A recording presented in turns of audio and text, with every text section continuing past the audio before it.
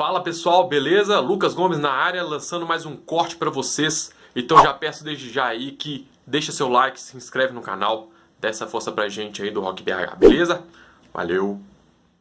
É interessante que ela vai se diferenciar um pouco da década de 50 em termos de contexto, porque enquanto na década de 50 você tinha essa austeridade, né, pós-guerra, e as pessoas querendo, entende, ter uma vida mais livre, mais superficial, digamos, brincar e pensar em sexo e tudo, na década de 60 já começa a ter uma politização do rock.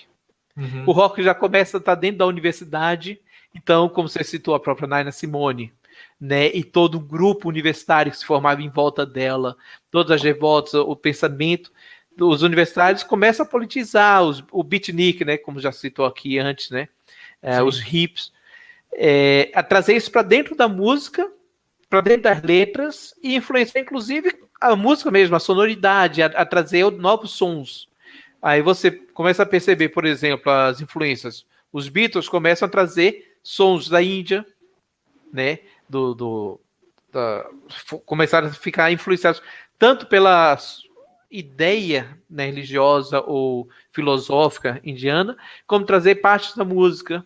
Você começa a ter, entende, o folk começa a surgir cada vez mais forte, a renascer dentro do rock, né, as influências. Então você vai ter a banda do, acho que é The Animals, que grava a música do Bob Dylan, não me lembro. Não sei. Eu acho que é The Animals. Que na verdade não é de Bob Dylan, mas Bob Dylan gravou, que é The House of the... blá blá blá. Depois eu lembro. Nossa, É The Rising Sun, não? Qual que é o nome? É The Rising Sun, não? Isso, The House of the Rising Sun. Isso mesmo. Isso. Que o Bob Dylan tinha gravado antes. E quem foi gravou depois foi Animals. Fala aí, Everton. Acho que não é Animals, não é? Não, essa é do Animals. The Rising, enfim. The House of the Rising Sun, que é, na verdade, uma regravação que nem do Bob Dylan é. O Bob Dylan gravou, mas parece que não é dele. Eu esqueci de quem entendi. é. Então, Bob Dylan gravou primeiro, o Animals gravou depois, e assim vai. Então, quer dizer, já começam a trazer essas outras referências. Então, começa a ter essa transformação do rock. Por um lado, ele começa a ficar cada vez mais pesado, porque você começa a ver a distorção, ela começa a ser mais... A tecnologia melhora, então a distorção começa a ser uma parte muito importante da sonoridade rock, enquanto a década de 50 ainda é o início do que seria essa distorção, mas alcançada de uma forma bem armengada, né? De cortando a alto-falante, colocando o amplificador no máximo. Agora você começa a ter overdrive das válvulas mesmo, de amplificadores valvulados, pedais que simulam como o fuzz que o Jimi Hendrix usava, né? Pedais wah-wah, efeitos. Uma coisa interessante também é a sonoridade dos outros instrumentos, que começa o timbre.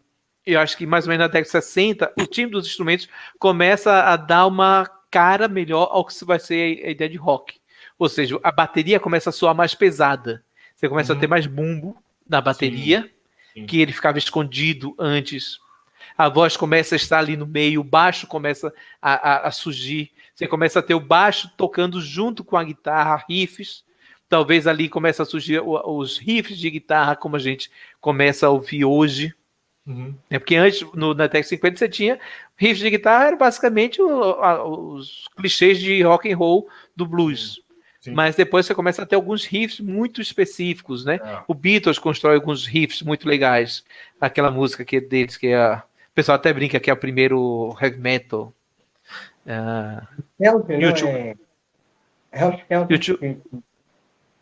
O U2 gravou essa música também. A Helter Skelter. Isso, Helter Skelter. Isso. Então, quer dizer, isso tudo vai trazendo nessa década de 60, acho que é muito importante essa parte tecnológica.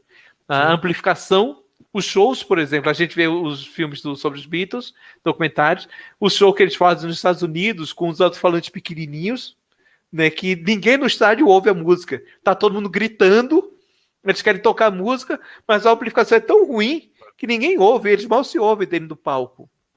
Então, começa a ter isso ao ponto de, quando chega na década de 70, você ter shows gigantes com amplificação muito grande que permite que todo mundo ouça música. Então, essa transformação tecnológica acho que é muito importante da década de 60. Legal, legal. Muito legal, gente.